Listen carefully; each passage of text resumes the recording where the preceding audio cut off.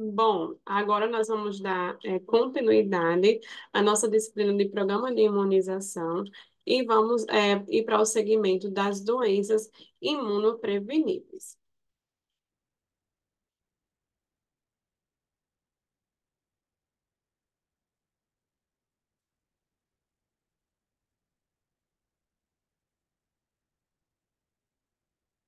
Bom, gente, o que são as doenças imunopreveníveis? As doenças imunopreveníveis são aquelas que elas podem ser evitadas através da vacina, né? Então, por exemplo, nós temos sarampo, nós temos a varicela, que é a catapora, nós temos tuberculose, febre tifoide, que são exemplos de doenças imunopreveníveis. Então, quando vocês ouvirem falar sobre doenças imunopreveníveis, na cabeça venha a informação que, né, é aquela que pode ser evitado através da vacina. Há também a tuberculose, né? A tuberculose, perdão, a tuberculose, ela é uma doença definida como uma doença infectocontagiosa, né? Ela vai ser bactérias, são as bactérias da tuberculose, que vai atuar no sistema respiratório. É causada por uma bactéria, Mycobacterium tuberculosis, também chamado, né, mais conhecido como bacilo de Koch. Sua imunidade, ela pode ser desenvolvida pela infecção da doença e vacina, conferindo uma imunidade relativa e duração variável. Ela afeta tradicionalmente o pulmão, porém, ela pode sim atingir outros órgãos do corpo humano. E aí depende da sua gravidade e até mesmo os ossos podem ser atingidos pela tuberculose. Muitas pessoas podem servir como incubadoras do bacilo de Koch, porém, ainda nunca apresentam os sintomas causados pela tuberculose. De acordo com o Ministério da Saúde, por ano, 70 mil brasileiros, eles são diagnosticados com tuberculose. E a tuberculose, ela é sim uma doença que ela pode ser prevenida através da vacinação, certo? Também nós temos a poliomielite, né? A poliomielite ou a paralisia infantil, ela que é uma doença infecciosa grave, provocada por vírus que vivem no intestino, denominado poliovírus, que pode ocorrer sobre a forma de infecção inaparente, a mais comum, e a forma paralítica, que pode assim levar à morte, né? O vírus, ele vai se instalar e se multiplicar no tubo digestivo ao longo, né? Pode apresentar viremia, com invasão do sistema nervoso central e ataque seletivo às células mortas, né? Então, a polio, né, ela é conhecida também como a paralisia infantil. Ela, sim, é uma doença também grave e ela é provocada por vírus que vivem no intestino, né? Sabendo hoje que nós temos, né, a vacina para prevenir a paralisia infantil. Os anticorpos maternos protegem nas primeiras semanas de vida a infecção natural pelo vírus selvagem. Confere imunidade duradoura ao tipo antígenico específico do poliovírus causador da infecção. A vacina trivialmente confere a imunidade a três tipos de vírus, né? Cerca de 1% dos infectados pelo vírus pode desenvolver a forma paralítica da doença, que pode causar o quê? Sequelas permanentes, insuficiência respiratória e, em alguns casos, pode levar à morte. Em geral, a paralisia se manifesta nos membros inferiores de forma assimétrica, ou seja, ocorre apenas em um dos membros. As principais características são o quê? A perda da força muscular e dos reflexos, como manutenção da sensibilidade do membro atingido, né? Então, ela é a doença mais causadora, né, que tem mais distúrbio, na qual deixa uma criança em quadros de paralisia, insuficiência respiratória e pode levar, né, à morte. Então, a paralisia, ela pode se apresentar principalmente nos membros inferiores, mas também ela se apresenta de forma assimétrica em algum dos membros, né? Então, a principal característica evidente dela vai ser a perda da força muscular, perda de reflexo e falta na manutenção da sensibilidade do membro atingido. A poliomielite, ela sim ainda pode estar presente no Brasil. Então, de acordo com o Ministério da Saúde, a última nota enviada, né, ao Viva Bem, na sexta-feira, dia 7/10/2022, existe suspeita de que quadros esteja relacionado ao erro do esquema, da vacina contra a poliomielite. A criança, ela completamente imunizada, ela não tem, né, chance de desenvolver. Então, destacou-se que não se trata apenas de um caso do poliovírus chamado cepa selvagem, erradicada no Brasil em 89. Informou que não há registro de circulação viral da polio no país. Então, o esquema primário de vacinação, que é aquele quando nasce, ele tem que ser completado e tem que tomar, né? Não tinha tomado, no caso, a VIP, que é uma das que protege, e sendo assim, após tomar a VOP, e ter os sintomas, um dia depois foram realizados testes e observado que não se tratava de vírus vacinal, não o selvagem. Então, gente, aqui nós temos até uma nova remodelação do programa de imunização esse ano. Vocês vão ver no decorrer das nossas aulas que a poliomielite, ela é a doença que previne a paralisia, né? Que muitos ainda não queriam, os pais não queriam administrar a dose na criança, porém ela já foi até uma das vacinas que foi atualizada nesse novo esquema, até a sua via, a dosagem, enfim. Nós vamos ver isso no decorrer das nossas aulas. Também trazendo para vocês sobre a difteria, a difteria ela é uma doença popularmente conhecida como croup, né? É causada por uma bactéria que ela vai se localizar na região das amígdalas, né? Ou nas fossas palatinas, como assim a nomenclatura chama, pela toxina de uma bactéria que vai se localizar entre as amígdalas, faringe, laringe, nariz.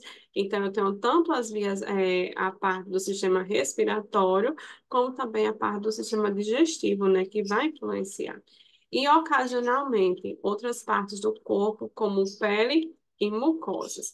Então, quando se instala nas vias aéreas superiores, ela vai se caracterizar pelo aparecimento de uma ou mais placas acinzentadas, circundadas por uma zona inflamatória de cor vermelho mate, que podem sim contribuir, né, e pode obstruir a passagem do ar, consequentemente provocando o quê?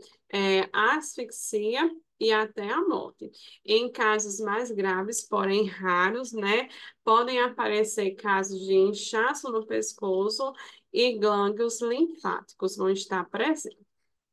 Também nós temos a coqueluche.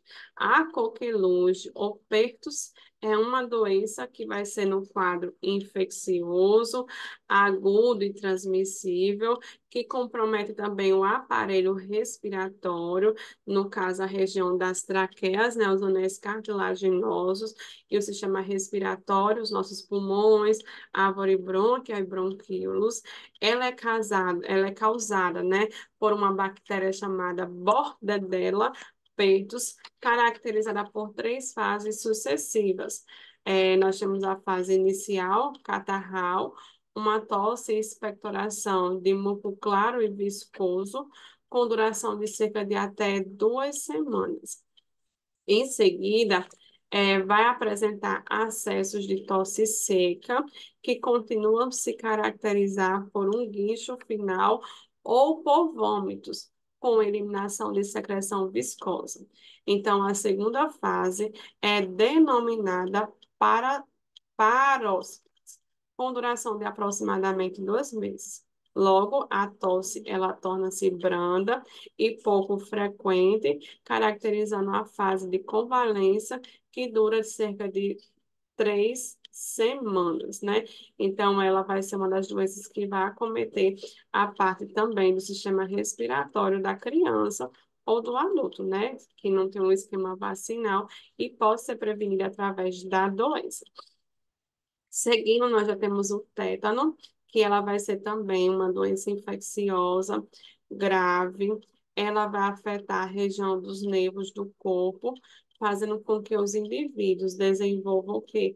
Espasmos musculares que o impedem de se movimentar.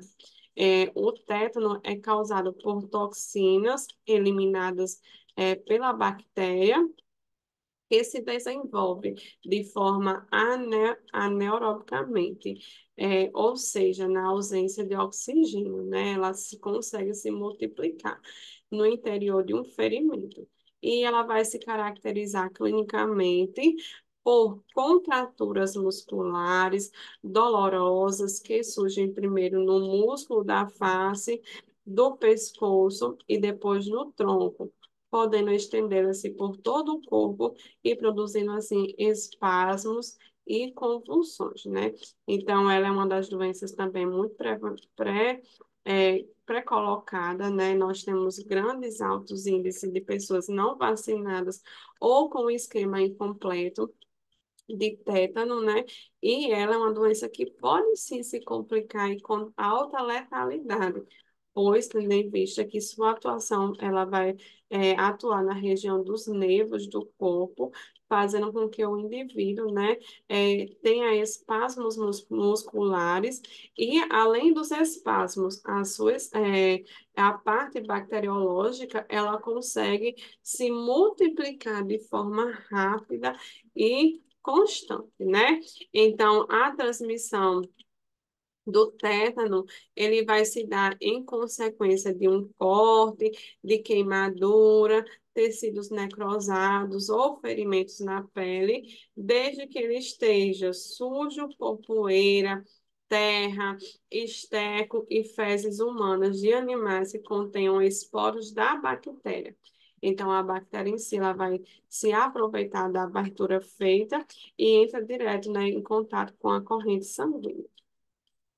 O tétano, já em casos neonatais, acontece em casos quando o cordão umbilical ele é cortado com objetos que não estejam devidamente esterilizados, ou quando, após o corte, é colocado em cima do umbigo da criança algum tipo de tecido sujo que contém, assim, bacilos de bactérias, né? Então, tá aí a importância do processo da esterilização dos instrumentos, como também, né, do que você realiza, que pode acontecer acidentalmente com objetos pérfuros cortantes, que possa trazer consequência, né, no ferimentos na sua pele.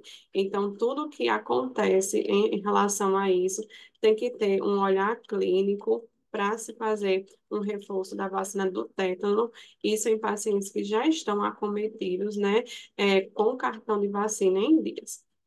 Nós temos também o sarampo, que ela é uma doença transmissível e ela é altamente contagiosa, de grande importância como causa da morbimortalidade no Brasil. Ela é causada por vírus do sarampo e caracteriza-se na fase inicial por febre, tosse seca, coriza, lacrimejamentos e fotofobia.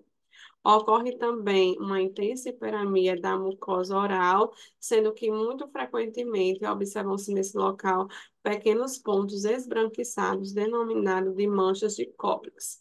Em torno do quarto dia de evolução da doença, surge o quê? O enxantema, a tosse ela passa a ser produtiva, com presença de secreção, e as manchas elas vão se desaparecer. E a febre em si vai diminuindo até desaparecer. Mais ou menos em torno de 4 a 5 dias de exantema, que são as manchas que vão nos trazer informações de suspeita de sarampo. Além do mais, a imunidade, no caso do sarampo, ela vai ser conferida pela doença e pela vacina.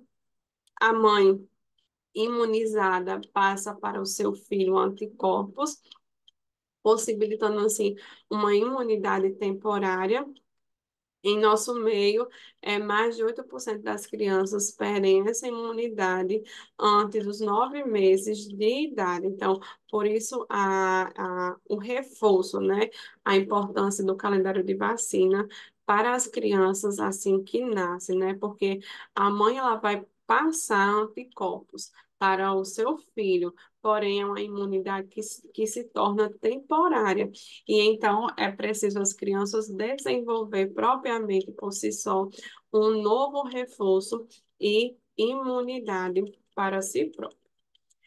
Temos a rubéola, que ela também é uma doença enxatêmica, geralmente benigna. Ela é caracterizada por presença de febre, mal-estar geral, manifestações catarrais e edema doloroso na região dos gânglios, especialmente na região, da cabeça e do pescoço. 1 a 2 dias depois surge o enxatema, primeiro na face, depois no pescoço, depois na região dos ombros, tórax, membros inferiores, superiores, e depois ela vai durar em cerca de 2 a 3 dias com esses exantemas. Ela também é uma doença que ela é benigna, porém é necessário fazer-se o controle dessa doença. Ela tem uma importância especial porque ela vai acometer as mulheres nos primeiros meses de gestação e ela pode influenciar no aborto ou nascimento ou defeitos que sejam congênitos no bebê. Então, ela é um olhar clínico letal para a gestante, pois é necessário ela ter, né, o máximo possível de ela está prevenida para que não venha a adquirir, pois ela leva tanto acometimentos para a sua vida, como também acometimentos para o seu bebê, né? Vai influenciar tanto em defeitos congênitos, natimorto, aborto, enfim. A imunidade, ela vai ser adquirida após a infecção natural ou por vacinação. Filhos de mãe imune geralmente permanecem protegidos pelos anticorpos maternos durante o primeiro ano de vida. E a vacina utilizada contra a sarampo, cachumba e rubéola, né? Então, um imunizante, ele já consegue nos proteger contra essas três doenças, né? Que é sarampo, cachumba e rubéola, né? Nessa imagem, nós lembramos que o vírus do sarampo, ele vai me trazer eruptações cutâneas, que aparecem primeiro na cabeça, e descem com o tempo para a região dos pés, região abdominal, né? E passa e depois vão desaparecer até 10 dias de sintomas. Além disso, eu posso ter presença de conjuntivite, tosse com catarro, presença de coriza, febre e fora eu posso ter erupções, né? Presença de cólicos na região da mucosa bucal. A rubéola, eu vou ter também cefaleia.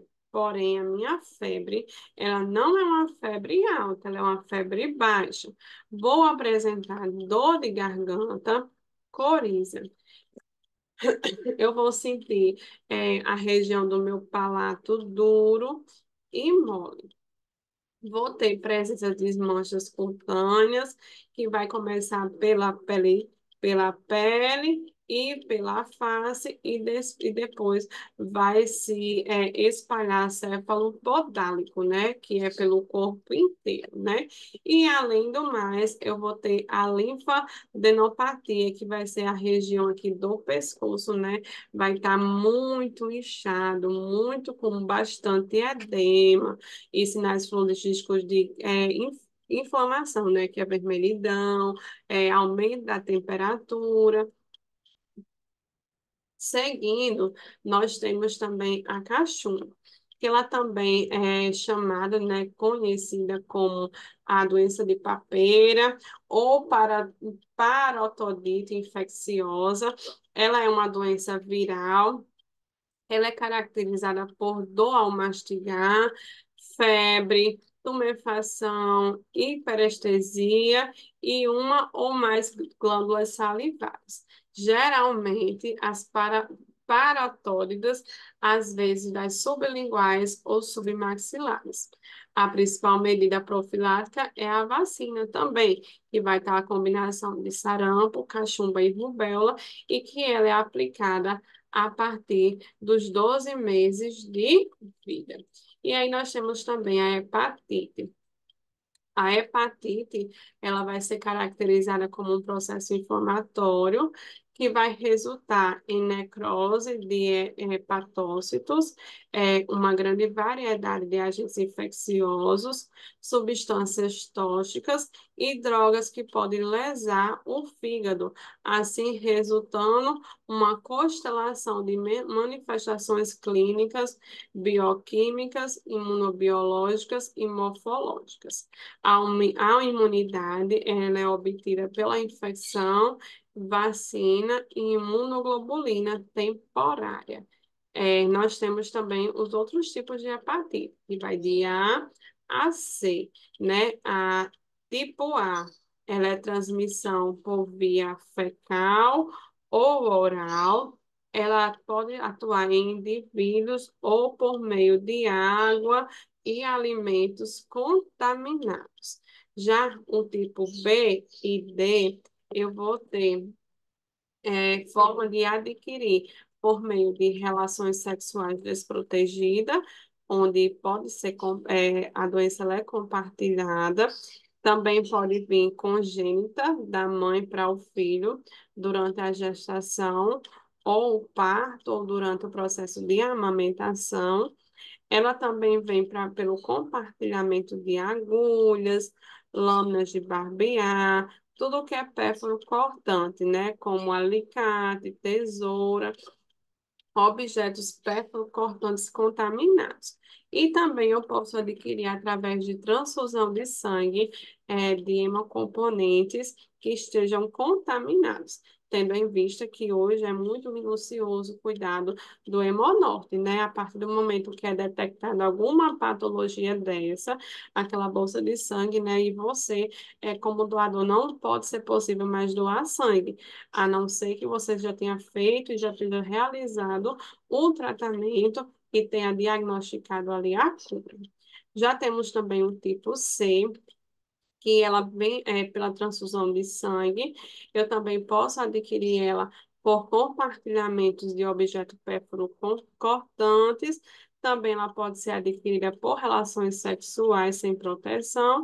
E ela também pode ser transmitida da mãe para o filho durante a gestação, durante o parto ou durante o processo de amamentação.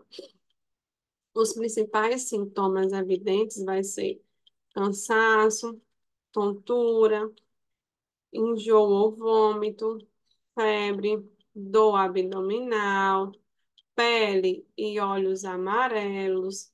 Eu vou ter urina escura, fezes claras.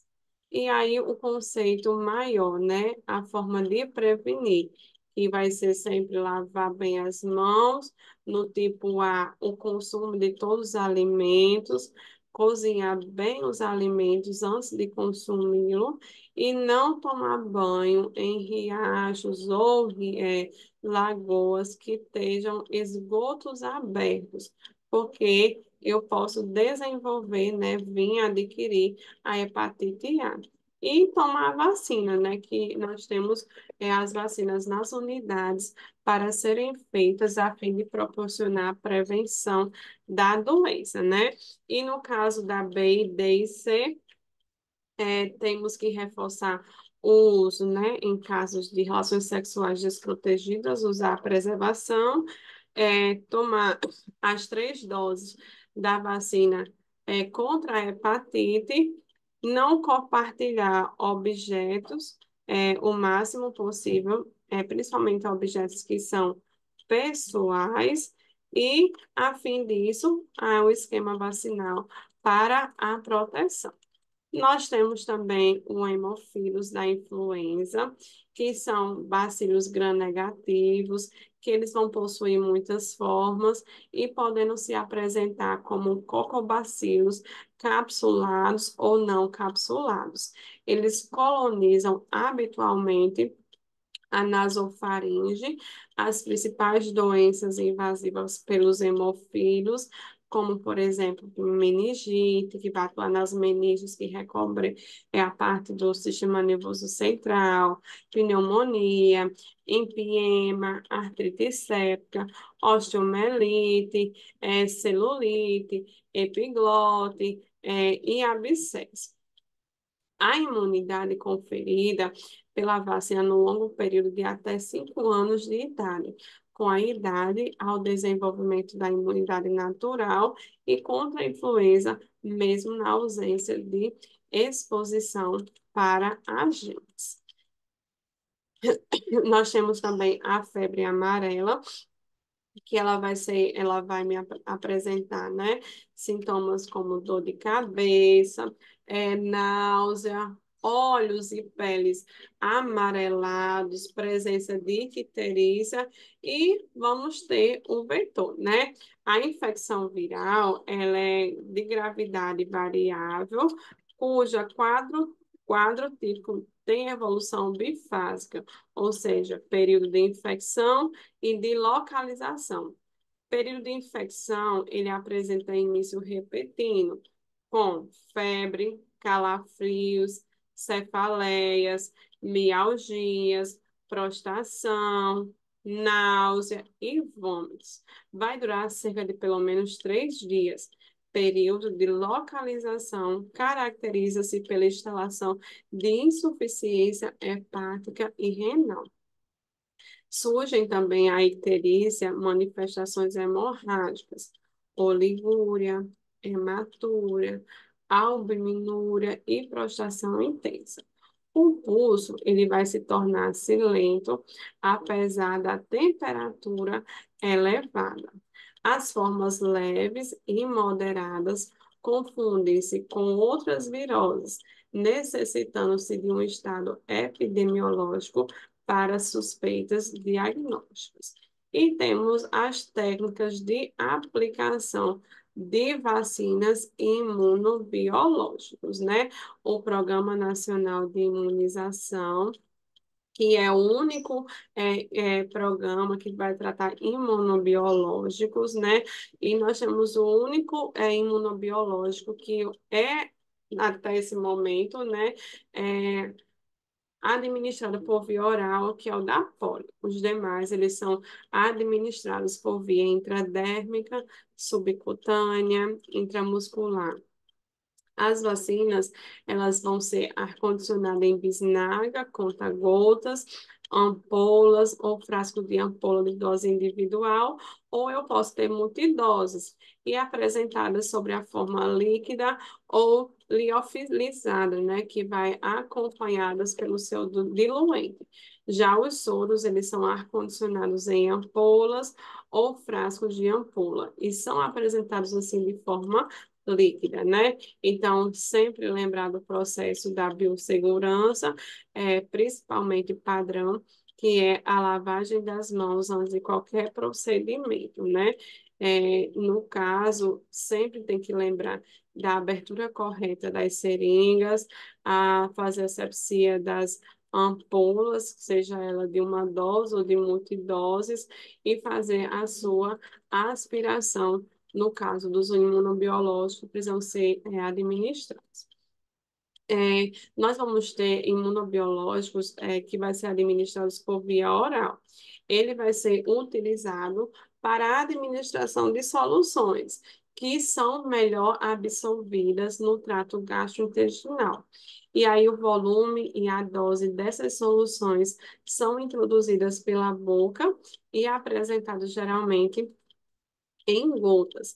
Nós também temos a via intradérmica, que na utilização desta via, a solução ela é introduzida nas camadas superficiais da pele, isto é, na primeira camada, né, na derme.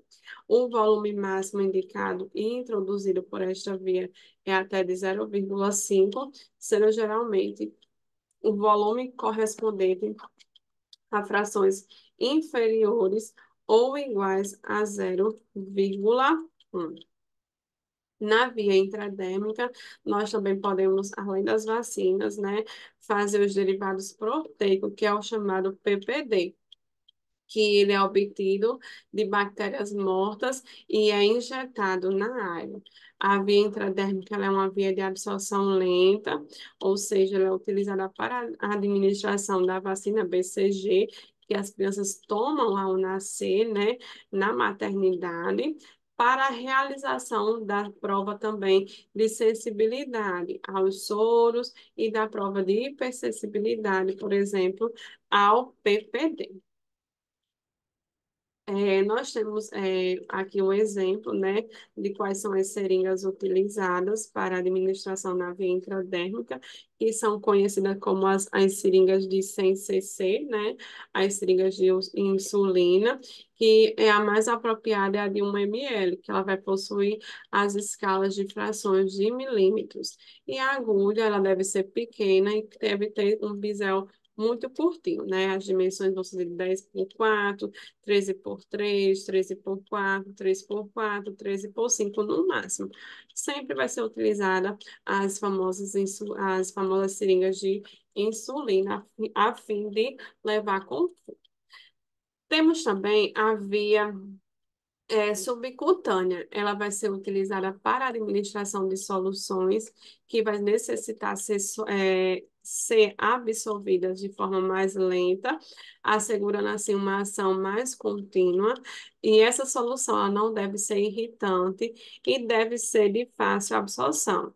E o volume máximo para ser introduzido é até de 1,5. Os locais mais indicados vai ser a mesma parte das medicações, né? Para a parte subcutânea, são as partes no terço proximal, da face anterior ou posterior, coxa ou da face coxa ou na face anterior dos antebraços, né? Então, sempre nas regiões que temos bastante concentração mais que possa pinçar e segurar e sentir que ali eu tenho ali região subcutânea, apenas presença de tecido adiposo. Certas vacinas, como sarampo, cachumba, rubéola, substâncias como insulina e há alguns hormônios, tem algumas indicações específicas nessa área. Lembrar sempre da importância da prega, né? Porque quando nós fazemos a prega, nós garantimos segurança de que eu não vou conseguir atingir o músculo, eu vou apenas pegar ali o tecido subcutâneo e o tecido gorduroso.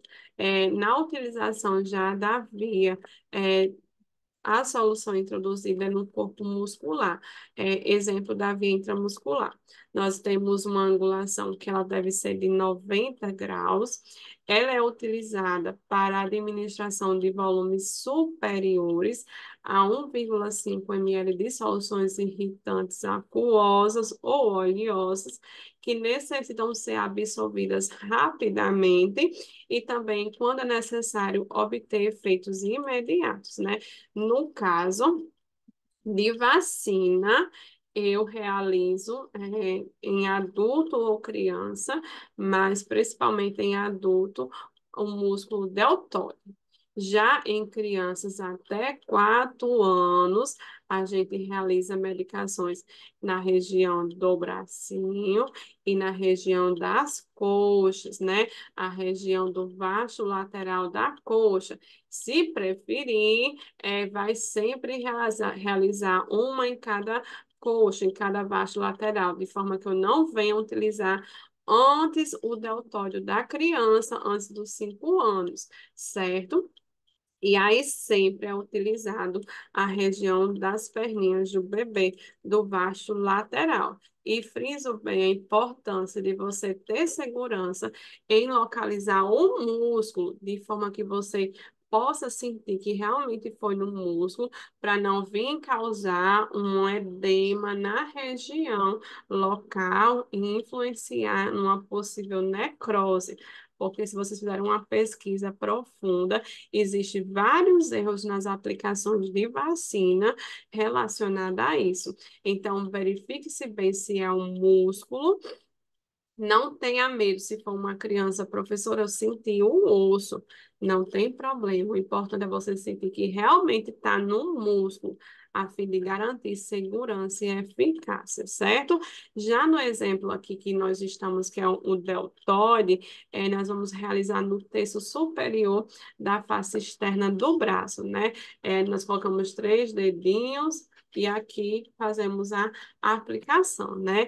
A distância em relação a vasos e nervos, importantes musculaturas e suficientemente grande para absorver o medicamento ou imunobiológico. Então, sempre ter um olhar clínico. O meu paciente, ele é um adulto, então a vacina é intramuscular, braço. Meu cliente, ele é uma criança de 2 anos, vasto lateral da coxa, se é intramuscular. Tem 2 vacinas ou 3, duas no vasto lateral e uma em outro vasto, de forma que sempre tenha confiança. Porque já a parte aqui da região glútea, que também vai ser realizada com 90 graus, a gente vai dar preferência para medicações. Lembrando-se que sempre faz, né, o cruzamento e na região do quadrante externo, seringa com 90 graus, bisel lateralizado, aspiração, aí faz a medicação. Porém, em casos de vacina, como é no vasto lateral da coxa, aqui nós temos o exemplo de um adulto. Porém, poderia ser a fisiologia de uma criança de 2 meses, seria a mesma estrutura, gente. Pensar e localizar bem o vasto lateral da coxa. Lembro e refriso, deltoide apenas em adultos ou crianças acima de 5 anos. Intramuscular em bebês é vacinas vasto lateral da coxa, certo? Aqui nós temos as vias de administração, por exemplo, em prematuros, está vendo que até aqui nesse gráfico ele tem especificando bem qual é a parte bem a ser localizada e as ml, né? Por exemplo, em prematuros é 0,5 no vasto lateral, em crianças neonatas 0,5 em vasto lateral, se é uma vacina IM, em lactantes, que são bebês que são amamentados ou estão em aleitamento ou complemento, vai ser 1 ml. Crianças de 3 a 6 anos, eu vou utilizar a região, né? é, de 1,5, 1,5, porém, lembro que aqui, né, está especificando as regiões. Mas, gente, ressalvo que vacinas, elas vão ser previamente aplicadas nas crianças sempre na região do vasto lateral. Se ela é intramuscular, se ela é subcutânea, eu posso realizar em qualquer região de tecido adiposo, mas a gente dá sempre prevalência para os membros superiores, a região dos braços, certo? E adultos, se eu tenho um esquema vacinal para realizar, é, se é em adultos e eu tenho um esquema vacinal que é intramuscular, vai ser realizado no deltóide. Fecho nossa aula de hoje, nesse momento. Escolhi os plantões porque sei que o escuro da noite ele amedronta os enfermos traz a tristeza, traz a solidão. Escolhi estar presente na dor, porque já estive muito perto do sofrimento, né? Senti o que é sofrer. E escolhi servir ao próximo, porque sei que todos nós um dia precisamos de ajuda. E escolhi o branco, porque eu quero sim transmitir a paz. Nunca esqueça a essência da humanidade, a essência de olhar para o outro, sabendo que ele está ali porque necessita, e não porque. E você está lá para ofertar o serviço porque você escolheu. Então, faça assim sempre da melhor forma possível. Até logo, até a nossa próxima aula.